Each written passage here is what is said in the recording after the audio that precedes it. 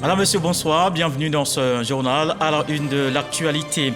Timoko Mélière Koné exhorte les guides religieux et les chefs traditionnels à prier pour la paix et la stabilité en Côte d'Ivoire. Le vice-président était à Tafiré ce week-end d'un déplacement auprès des siens après sa nomination par le chef de l'État. Les populations se sont réunies pour exprimer leur gratitude à Alassane Ouattara pour toutes les actions de développement. Abidjan-San Pedro, 350 km, 308 milliards de francs CFA d'investissement de l'État. Les travaux de la côtière sont en cours. Une mission s'est rendue sur le terrain pour évaluer l'état d'avancement du chantier. La visite a concerné les axes Carrefour, Jacquesville, Grand Laou et Grand Laou, Fresco. La COP 15 a pris fin ce vendredi à Abidjan. Les participants présents en Côte d'Ivoire pour cette 15e conférence des parties découvrent la capitale économique ivoirienne. Ils ont visité plusieurs sites touristiques, des particularités de l'artisanat, l'art culinaire et la musique. Ces experts sont témoins du traditionnel Akwaba très cher aux Ivoiriens. Et puis le gouvernement du Bénin se prépare à retirer ses troupes qui interviennent au Mali sous l'égide de la MINUSMA. Une note verbale envoyée au secrétariat des Nations Unies à New York fin avril. Elle formule une demande de retrait de 2 unités, une compagnie d'infanterie et une unité de police. Après sa nomination en tant que vice-président de la République, Timoko Mélière Koné était chez lui à Tafiré. Il a rencontré les populations de la localité. Timoko Mélière Koné profite de l'occasion pour exhorter l'ensemble des guides religieux et les chefs traditionnels à prier pour la paix et la stabilité en Côte d'Ivoire. Koné Pagassoro, Demadongui. Prières et bénédictions pour débuter cette cérémonie d'hommage au président de la République Alassane Ouattara. Élus, cadres, chefs traditionnels et de communautés, guides des différentes obédiences religieuses, populations des Tafiré et des villes du Hambol ont effectué massivement le déplacement pour exprimer leur reconnaissance et leur gratitude au chef de l'État Alassane Ouattara pour toutes ses actions de développement en faveur de leur région et pour la promotion au poste de vice-président de la République de leur fils Timoko Mélière Koné. Des mots traduits par le premier magistrat de la commune de Tafiré et par le député des sous-préfectures de Badikar, Niandika et Tafiré. Chers frères et sœurs, c'est en effet dans l'union, dans la concorde, dans la cohésion que nous réussirons à soutenir le vice-président. C'est ensemble que nous marcherons dans le droit chemin de la Côte d'Ivoire solidaire. La Côte d'Ivoire que le président Alassane Ouattara, lui aussi, fils de Tafiré, est en train de bâtir avec Maestra et Munissi. Excellences, Monsieur le Vice-président, vos frères et sœurs, disposés à travailler à l'unisson, voudraient vous assurer de leur engagement à vous accompagner dans votre délicate et exaltante mission à travers une chaîne de solidarité pour donner encore plus de sens et de valeur à votre marche et à votre démarche au service de la République. Le vice-président de la République a, à la suite de ses parents, exprimé sa gratitude au chef de l'État Alassane Ouattara pour la confiance placée en lui. Il a par ailleurs invité les populations à l'union et à la solidarité, sans omettre d'inviter les hommes de Dieu à prier pour le président de la République et pour la paix et la stabilité en Côte d'Ivoire. Mesdames et messieurs, en peu d'années, le président Ouattara a pu faire grandement avancer notre pays sur la voie du développement. D'importantes tâches ont été accomplies. La paix sociale règne. Le dialogue entre frères ivoiriens est une réalité incontestable. Je suis venu solliciter, au-delà des prières, vos bénédictions. Peut-être pour moi-même, mais surtout pour le président Ouattara, votre haut-fils, comme vous l'avez dit tout à l'heure. Merci pour ce que vous avez fait hier. Merci pour ce que vous faites aujourd'hui. Et merci pour ce que vous ferez demain, j'en suis convaincu, pour aider le président Alassane Ouattara et son gouvernement à mener à bon port le vaisseau ivoirien.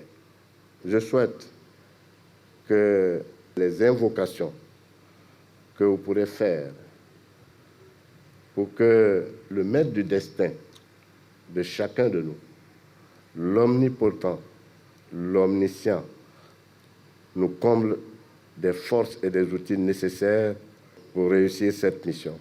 Une motion de soutien et de remerciement a été adressée au chef de l'État. Des présents ont été offerts au vice-président de la République. En fin d'après-midi, Thiemo Komi-Lekone a procédé à la pose de la première pierre de la deuxième phase de l'opération immobilière d'une trentaine de villas de 4 pièces, après les 32 de la première phase déjà sorties de terre. Et le Premier ministre est toute cette semaine à Davos en Suisse. Patrick Hachi prend part à la réunion annuelle du Forum économique mondial qui se tient du 22 au 26 mai.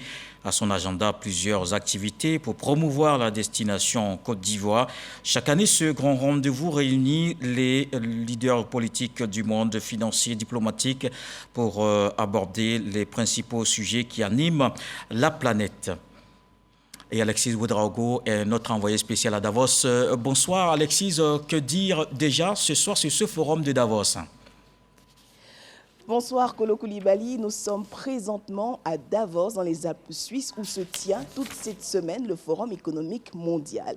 C'est bien évidemment the place to be, comme le disent les anglophones, l'endroit où être, car ce forum qui après 2 ans de silence en mode virtuel du fait de la Covid-19 se tient en présentiel et réunit tous les hauts dirigeants d'entreprise, les responsables politiques qui viennent plancher sur les urgences de la planète. Au cœur des échanges pour cette édition 2022, l'environnement et la santé. Pour la Côte d'Ivoire, dont la délégation est conduite par le Premier ministre Patrick Hachi, c'est encore l'opportunité de promouvoir la destination Côte d'Ivoire, susciter des investissements tant du privé que du public pour provoquer plus d'investissements, des investissements massifs et ainsi favoriser l'émergence de plus d'emplois pour la jeunesse. Patrick Hachi est donc depuis ce soir ici même à Davos. À son agenda, plusieurs rencontres de haut niveau, des audiences plénières, des audiences privées, des B2B, toujours dans la logique de la promotion de la destination Côte d'Ivoire.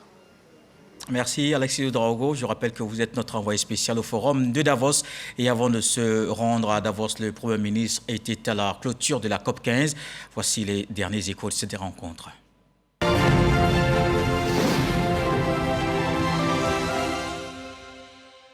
Dans le cadre du Dimanche Magazine, Eman Guivé a reçu ce 13h Alain Richard Donwayi, le président de la 15e conférence des partis à la Convention des Nations Unies sur la lutte contre la désertification et la sécheresse qui s'est tenue ici à Abidjan. Ils ont parlé des enjeux de la présidence ivoirienne à la tête de la COP15, une présidence qu'il assurera pendant 2 ans. Je vous propose de suivre un extrait de leur entretien. Vous avez vu le gouvernement qui a été autour de tous les événements, donc qui a participé au dialogue, qui a participé au segment de haut niveau ministériel. C'est pour démontrer donc non seulement l'intérêt qui est porté autour de cette question-là qui est importante et qui est urgente. Véritablement, ce sera d'être capable d'incarner les aspirations de ces pays qui veulent lutter contre un fléau qui est mondial. Je crois qu'il faut être entièrement optimiste et déterminé. Nous devons changer la situation de notre planète. Nous n'en avons pas le choix et nous devons être courageux. Et je pense que c'est cela que doit porter le président de la COP15, en tout cas vers les bailleurs de fonds, vers ceux qui polluent, vers ceux qui subissent la pollution et la dégradation des sols, et faire en sorte que toute cette dynamique-là, qui a été bien démontrée à Abidjan par cette mobilisation fantastique qu'il y a eu autour de cette COP, de porter l'espoir de tous ces pays. Le président de cette COP15 doit permettre donc à cette COP de prendre toute sa place dans la lutte contre les changements climatiques dans le monde. Et les participants à la COP15 auront interagi sur les problématiques de développement innovantes et liées aux solutions vertes et durables dans les domaines de l'agriculture, la gestion forestière et des sols. Ils ont aussi évoqué la recherche et le soutien aux initiatives des organisations. Au moment de clore le chapitre des travaux de la COP d'Abidjan, c'est le lieu pour eux de faire le bilan des acquis. Notre reporter Franck Dio a tendu son micro à certains d'entre eux. Un retour sur une COP bénéfique et porteuse de sens. Les outils de résilience et les solutions aux problèmes liés au changement climatique, sans oublier la dégradation des terres. Plusieurs solutions pour résoudre ces questions au dire du CNTIJ. Il s'agit notamment d'un groupe de travail mis en place et qui provient de plusieurs structures. Objectif fixé, proposer des projets innovants, projets de résilience face au phénomène des changements climatiques et la mise en route d'un géoportail dénommé Surveillance spatiale des terres. Ces outils sont des outils de géoportail SST qui permettent de pouvoir faire la surveillance de notre territoire, notamment la surveillance de nos forêts. Il s'agit également de développer un système d'alerte précoce au niveau national comme sous-régional qui va permettre à tous les acteurs, notamment les autorités du bassin du Niger, à avoir des outils pour générer les alertes, pour prendre des mesures en temps réel pour lutter contre les inondations, la désertification, la sécheresse. Nous avons véritablement apprécié ce qui est fait au niveau de la Côte d'Ivoire et le Burkina compte s'inspirer vraiment sur ces résultats qui sont proposés parce que ça peut nous profiter. Surtout que ça suit la dynamique spatiale du couvert végétal. Nous travaillons justement dans la récupération des terres dégradées au niveau du Burkina. Ça nous intéresse. Pour les experts de la planification, ces outils sont des éléments d'aide à la décision. Aujourd'hui, la problématique de la donnée est assez pertinente et donc ces outils de télédétection favorisent la collecte de données, l'analyse de ces données et aussi l'anticipation sur beaucoup de réalités en matière de changement climatique. La question des imageries satellitaires et tout cela ont contribué à soutenir l'aide dans la décision des politiques. Le CNTIG se dit prêt à apporter son expertise en déployant des outils, surtout pour ce qui concerne l'évolution des forêts, les questions d'inondation, l'agriculture et l'occupation des sols. Et avant de quitter Abidjan, les participants présents en Côte d'Ivoire pour cette 15e conférence des partis découvrent Abidjan, la capitale économique ivoirienne. Ils ont visité plusieurs sites touristiques, pris plaisir à voir les particularités de l'artisanat, l'art culinaire et la musique. Vous allez le voir, ces experts sont témoins et apprécient le traditionnel Akwaba, très cher aux Ivoiriens. Le reportage de Serge Pacom Didi et Franck Adio. Des bracelets, des sandalettes africaines, des chemises conçues à partir de matières locales, de l'huile et bien d'autres objets d'art exposés. Nous sommes au village artisanal de Cocody. Il a été aménagé spécialement à la faveur de la COP 15, une occasion pour les visiteurs venus de pays lointains de découvrir le savoir-faire des artisans et créateurs ivoiriens. Ces experts ougandais, guinéens, camerounais et togolais sont visiblement sous le charme. Côte d'Ivoire is good, it's nice. C'est assez impressionnant, on a vu du batik, mais nous avons également vu qu'il y a des communautés étrangères qui sont basées ici, à l'instar des objets qui viennent des régions du Niger, et c'est tout à l'honneur de la Côte d'Ivoire. C'est très très beau, je trouve. Ça par exemple, elle m'a dit que c'était un œil de taureau ici, et de l'onyx. Ouais, je trouve ça, c'est très beau. C'est la première fois que je vois un bracelet comme ça. Nous avons vu des chemises en tout cas, qui sont très bien cousues avec un modèle typique ivoirien. Et je pense que ça a été très intéressant, mais aussi des chaussures purement cousues à l'artisanat. La gastronomie ivoirienne également est au rendez-vous. Des choix variés de mets typiques aux différentes régions de la Côte d'Ivoire. Cette citoyenne malienne découvre le plat Kali accompagné de la sauce graine. Tous les jours, on me propose des nouveaux plats. Et là, aujourd'hui, j'ai devant moi, vous avez dit, plakali, voilà. Plakali qui est un tofu à base de manioc. J'ai goûté à la sauce graine, mais avec le foutou. Et là, aujourd'hui, je suppose que je vais goûter au plakali et la sauce complète. D'autres visiteurs retrouvent des spécialités de leur pays, comme cet expert venu du Niger, heureux de déguster de la viande braisée, communément appelée choukouya. Le Niger, c'est un pays où il y a les ressources animales disponibles. Et nous avons trouvé la viande de mouton préparée par des gens du Niger. Et c'est important. Et nous avons fait ça comme entrée. Après, on va prendre le mets local. Abidjan est le plus doux au monde, a-t-on coutume de dire. Ces experts occidentaux se fondent dans la masse, dans les espaces en bordure de lagunes. Ils veulent être témoins de cette ambiance qui caractérise les nuits abidjanaises. On est sur la lagune et puis c'est bien sympathique. On est venu avec les amis. Les gens sont très à l'écoute, très sympathiques et très, je dirais, très faciles d'abord. La ticket, on a mangé ça et ça c'était vraiment très bien. D'ailleurs demain on va visiter, je crois, une coopérative de fermiers en dehors d'Abidjan. pour apprendre un petit peu plus comment le processus pour la création de la ticket se fait. Moi, mon préféré, c'est le bissap. C'est hyper bon, c'est trop bon, j'en bois tous les matins. Conduit par Alain Richard Donvailly, président de la COP 15, ces experts font un tour au FEMUA 14 à Marcory et NJS. Tour à tour sont visités des stands, puis des concerts. Sans oublier le Zouglou, identité culturelle ivoirienne, avec Yodé Siro et l'inévitable groupe Magic System.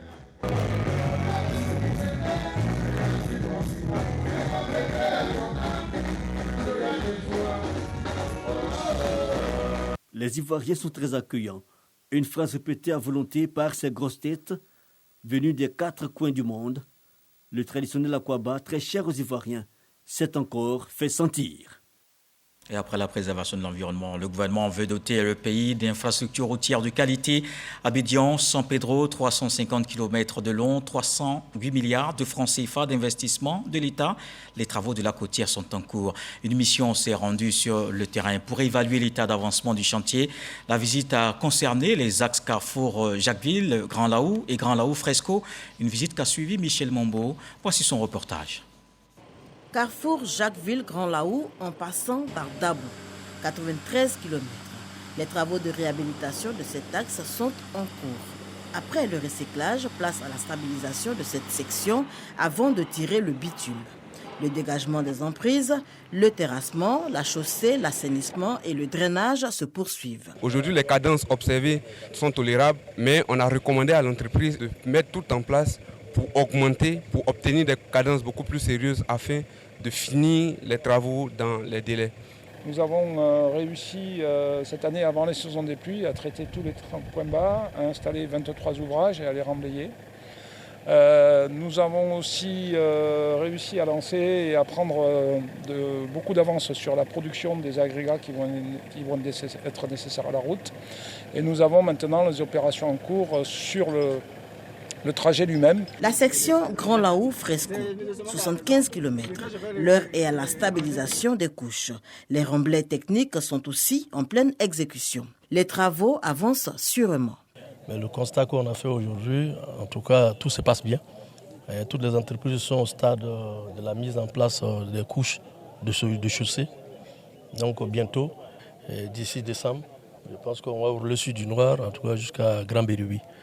C'est pour dire un peu nos satisfactions, malgré les quelques difficultés que les entreprises ont sur le terrain. La côtière, c'est une enveloppe globale de 308 milliards de francs CFA pour redonner à cette route son lustre d'antan. Les communes traversées bénéficient au total de 46 km de voirie urbaine. Réception des travaux dans environ 6 mois en décembre 2022. Allons dans l'ouest du pays, les populations de Dalleux et de Danané ont reçu le ministre Vagondo Diomandé. Le fils de la région est allé parler du développement et des actions du chef de l'État pour le bien-être de tous. Le reportage de Éric Goré. Au volant de son véhicule de commandement, Vagondo Diomandé sur les pistes du Tonkui pour rencontrer les populations les plus reculées. Objectif, toucher du doigt leur réalité et être leur porte-parole auprès du président de la République. Aujourd'hui, il a rendez-vous avec les populations de Dalleux, localité située à des kilomètres de Danané. Il est question de développement et d'union entre les filles et les fils de cette localité. Un programme spécial va être initié pour cette région. Le messager tel que vous l'avez dit portera votre commission au ciel. C'est Alassane Ouattara que nous devons suivre en permanence. Parce que lui, c'est un homme de parole. Lui, c'est lui qui détient la clé à tous nos problèmes. Un discours suivi d'actes concrets, des tricycles offerts aux coopératives de femmes pour renforcer leur mobilité. Après quoi, la pose de la première pierre de la résidence du sous-préfet de Dalleux. Cap est mis sur la ville de Danané. Ici, le message est identique. Très bientôt, un bureau des chefs traditionnels de la région sera construit. Une fierté pour le maire de la commune de Danané. Nous allons le poursuivre parce qu'effectivement, c'est ce qu'il nous demande. Aujourd'hui, le nouveau Tonkui est né, il a dit. Et ce nouveau Tonkui-là doit être fait avec nous tous, nous les élus, surtout les maires. Ces actions de développement et de cohésion nationale touchent les populations. C'est un nouvel élan, c'est un nouvel appel parce que nous voulons un Tonkui rayonnant. nous voulons briller, que tous les départements, nos 5 départements du Tongpi, soient rayonnants. Rassembler tous les fils et filles de la région autour de la paix, un défi pour Vagondo Diomandé. Dans toutes les sociétés, il y a des incompréhensions. Il suffit de s'asseoir, échanger et s'accorder sur l'essentiel. C'est ce que nous prônons. Dans le même élan, d'autres populations du Tongpi recevront très bientôt la visite de Vagondo Diomandé. Dans l'actualité politique ce soir, le secrétaire national chargé des jeunes du RHDP, Charles Niaouré, est en France, une mission pour rencontrer les militants. Il a justement échangé avec les représentants du parti à Paris. Abou Sanogo. Charles Niaouré, secrétaire national chargé des jeunes du RHDP, à Paris, la capitale française. En liaison avec le secrétaire national chargé des Ivoiriens de l'extérieur, Ouattara Draman Odé, Charles Niaouré a rencontré les responsables du RHDP en France. 2 heures d'horloge pour parler de la vie du parti et des actions de développement du président de la République, Alassane Ouattara. Ce que nous avons retenu, c'est déjà le travail réalisé par le président Alassane Ouattara pour que cette Côte d'Ivoire-là puisse s'inscrire et rester dans le développement du pays. Les militants étaient très satisfaits de l'entretien. Le secrétaire national chargé des jeunes du RHDP, Charles Niaouré, s'est félicité de ces échanges avec la diaspora proche du RHDP, laquelle diaspora a énuméré quelques préoccupations. Cette rencontre nous a permis de découvrir un bureau resté engagé dans la dynamique du président Alassane Ouattara et du RHDP. Ce que aussi nous voulons retenir avec nos frères et nos sœurs de la France, c'est leur envie d'être plus impliqués dans la politique de notre pays, de la Côte d'Ivoire. Mais ils ont aussi exprimé une envie, celle de recevoir le président Alassane Ouattara ici à Paris. Dans la même dynamique, Charles Niaouré a rencontré le grand Marcus Cissé de France. Une visite fort appréciée qui s'est déroulée dans une belle ambiance. Ici en Côte d'Ivoire, la Commission nationale du MAEP était en formation à Yamoussoukro, une formation à l'attention de son personnel sur la gestion des finances publiques. L'institution de référence pour la bonne gouvernance en Côte d'Ivoire veut mieux outiller ses agents sur la question. Issa Tionayo. Institution de bonne gouvernance, la CNMAEP, Commission nationale du mécanisme africain d'évaluation par les pairs, veut être un bon élève dans la gestion des finances publiques. Pour ce faire, une formation de plusieurs jours est donnée à son personnel à Yamoussoukro, sanctionnée par une remise de diplôme. Il faut dire que cette formation que nous avons reçue, elle va nous aider dans la gestion du circuit de la dépense au niveau de la Commission nationale du MAEP. Cette formation aussi va nous aider dans le processus d'élaboration des budgets de la CNMAEP. Et nous voulons remercier nos formateurs parce qu'ils ont donné des formations pratiques en prenant le cas pratique de la CNMAEP. Affichant sa satisfaction quant à la qualité de la formation administrée à ses agents, le président de la CNMAEP réaffirme son ambition d'être un modèle dans la gestion des affaires publiques. Nous allons nous inscrire résolument dans le respect des procédures. L'État de Côte d'Ivoire a édicté une réglementation précise, rigoureuse, en ce qui concerne la gestion de la dépense publique. Cette réglementation est portée par la Direction générale du budget et des finances. Elle est portée par la Direction générale du Trésor et de la comptabilité publique. Ces 2 instances nous ont donné des formateurs qui nous ont formés sur cette réglementation. Soro Moussa David entend multiplier les formations pour son personnel afin de contribuer à la bonne gouvernance et à la lutte contre la corruption en Côte d'Ivoire. Et ce dimanche, aux environs de 7 h du matin, un immeuble R+2 au quartier Angré-Bessikoa, dans la commune de Cocody, s'est affaissé. Selon les agents des sapeurs-pompiers, aucune perte en vie humaine n'est à déplorer, mais on note quelques dégâts liés à la clôture des voisins. Le bâtiment présentait pourtant les signes d'un effondrement inévitable. Le reportage de Frédéric Oulaï et Franck Dion. Cocody, quartier Bessikoa, dimanche 22 mai. Ce bâtiment R+2 en construction s'est effondré ce matin Vers 7 heures, des gravats de pierres et de métaux, une idée de l'ampleur du sinistre, mais heureusement, aucune perte en vie humaine selon les secours trouvés sur place. Nous sommes arrivés, on a créé un périmètre de sécurité. Après le périmètre de sécurité, on a fait des recherches, des reconnaissances. Pour question de victimes, il n'y a pas de victimes. On a eu à interroger les riverains qui nous ont informé effectivement que les travailleurs utilisaient le site du lundi au vendredi. Et les samedis, après-midi, dimanche, c'était férié pour eux. La bâtisse présentait quelques inquiétudes, vérifiées par la suite. Les riverains, réveillés au son du bruit de l'effondrement, disent avoir déjà interpellé le propriétaire sur d'éventuels signes précurseurs d'affaissement de la construction.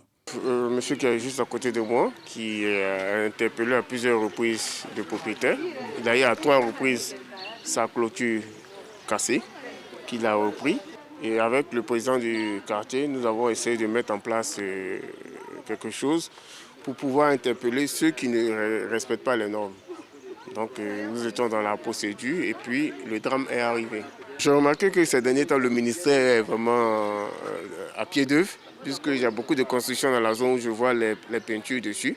Et je pense qu'il faut que l'État les accompagne en leur donnant les moyens de réagir. L'effondrement du bâtiment n'a impacté aucune habitation des alentours. N'empêche, les riverains plaident pour des mesures encore plus vigoureuses en matière de respect des normes de construction. Selon des sources sécuritaires, le propriétaire de l'immeuble a été mis aux arrêts par les forces de sécurité. Le Salon international du livre d'Abidjan s'est achevé hier samedi au Palais de la Culture de Treichville. Après 2 années d'absence en raison de la Covid-19, cette 12e édition du SILA a pu drainer plus de 100 000 visiteurs et une centaine d'auteurs venus de divers horizons pour le bonheur des lecteurs, des panels, des séances de slam poésie, des ateliers de lecture et des rencontres entre écrivains et lecteurs. Autant de moments qui ont marqué cette édition. Rappelons que le Sénégal était le pays hôte de ce SILA 2022. Et après Paris, l'équipe de Bonjour, l'émission d'humour de la RTI, était dans la commune d'Abobo. Les humoristes ont apporté de la joie au cœur du nombre public qui a effectué le déplacement. On le voit avec Kone Pagasoro des Madongui. C'est ici, dans la cour de la mairie, que la ministre d'État, ministre des Affaires étrangères, de l'intégration africaine et de la diaspora, par ailleurs, maire d'Abobo, a donné rendez-vous aux populations de sa commune afin de communier avec leurs humoristes préférés. Nous sommes le 1er mai, jour de la fête du travail et à la veille de l'Aïd el-Fitr, la fête de Ramadan. Sur le podium, ce sont des humoristes très inspirés qui ont réussi à arracher le sourire au public. Femme Baoulé, elle est assise dans la maison derrière nous. On m'a donné une petite boisson, je donne à mon voisin. Elle ne sait pas c'est quoi. Il faut le laisser, elle vient, elle prend, elle boit. Jusqu'à quand elle a saoulé. Moi et ma femme, on est assis au salon, on attend derrière la télé, puis on voit la servante qui dit, toi, va payer du pain. Abobo ressemble à l'histoire de Bonjour. Lorsque nous démarrons en 2006, c'était ça. Comment créer la cohésion nationale. Dans plus de 15 ans, nous avons œuvré à cela. Et le directeur général de la RTI, M. Fosseni Dambélé, me charge de vous dire bonjour Abobo spécial Ramadan. Marraine de Bonjour Abobo, Kandia Kamara a tenu à saluer la mobilisation des populations avant de les inviter à la cohésion et à l'union, non sans exprimer sa gratitude au directeur général de la RTI, Fosseni Dambélé. Nous avons voulu faire plaisir à cette brave population d'Abobo avec ces talentueux humoristes. Et vous savez, l'humour est thérapeutique, donc pour permettre aussi à nos populations d'oublier un tant soit peu leurs soucis. Merci à tous les responsables de la RTI. La marraine avait à ses côtés des ministres-gouverneurs, des élus et cadres de la commune, mais aussi la vice-présidente du Sénat. Les populations, elles, se disent satisfaites de la qualité des prestations des humoristes et n'ont pas manqué de féliciter et d'exprimer leur reconnaissance à leur premier magistrat pour l'initiative. J'ai beaucoup aimé, bon, ça m'a plu. Je dis merci à Kandia Kamara, elle a trop fait pour nous. Vraiment, merci beaucoup pour ce que Madame le maire fait pour la commune d'Abobo. C'est une première fois. On aimerait que ça se répète encore chaque année. J'ai aimé Bonjour 2022 à la mairie d'Abobo. Franchement, je suis très heureuse. Kanya Camara, elle est très gentille. Franchement, ça s'est bien passé. Bonjour Abobo a également vu la participation des guides des différentes obédiences religieuses, des chefs traditionnels et de communautés, des leaders des femmes et des jeunesses, mais également des représentants des partis et groupements politiques. C'est dans cette ambiance de cohésion et de convivialité que Kandia Camara a assuré les populations de sa commune du retour de Bonjour en 2023 à Abobo. Dans le reste de l'actualité, le gouvernement du Bénin se prépare à retirer ses troupes qui interviennent au Mali sous l'égide de la MINUSMA. Une note verbale du ministère béninois des Affaires étrangères est parvenue au secrétariat des Nations Unies à New York fin avril. Elle formule une demande de retrait de 2 unités, une compagnie d'infanterie et une unité de police. Les autorités béninoises souhaitent renforcer la sécurité sur leur propre territoire, notamment face aux attaques terroristes enregistrées ces derniers mois dans le nord du pays. Le reste de l'actualité, c'est dans le 7/7. On verra ce qui a marqué la semaine écoulée dans le monde. On fait le tour avec Abou Sanogo.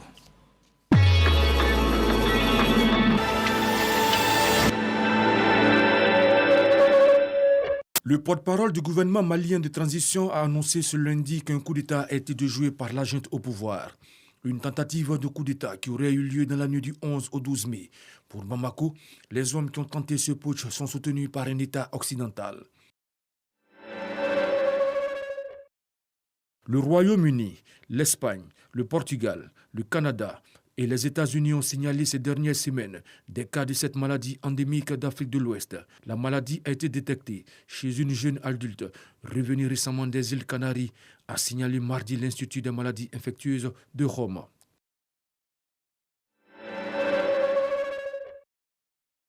Au cours d'un entretien accordé à des quotidiens français, mercredi, le président du Niger acte la fin du G5 Sahel, dont le Mali vient d'annoncer son retrait. Mohamed Bazoum appelle par ailleurs à un engagement massif et plus résolu des forces françaises et européennes contre les groupes djihadistes.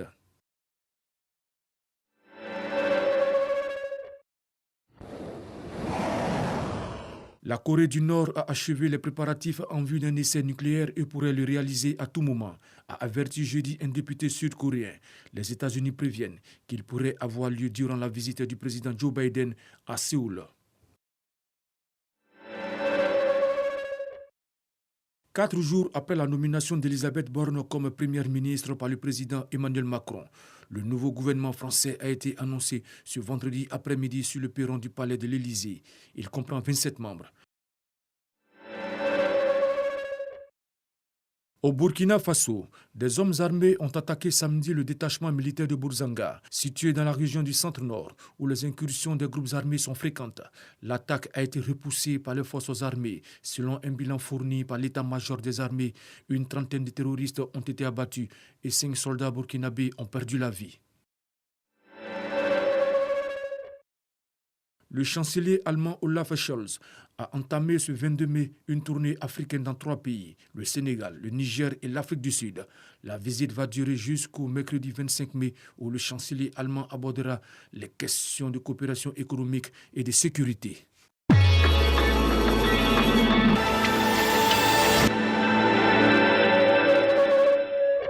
Voilà qui met un terme à ce journal. Merci de l'avoir suivi. Retour l'actualité 23h avec Abdoulaye Koné. Demain 20h, retrouvez Fatou Fofana. On se quitte avec ce que le sage nous apprend ce soir. C'est avec le bois réuni lors de la saison sèche que l'on se réchauffe pendant la saison des pluies. Je vous souhaite une fructueuse semaine.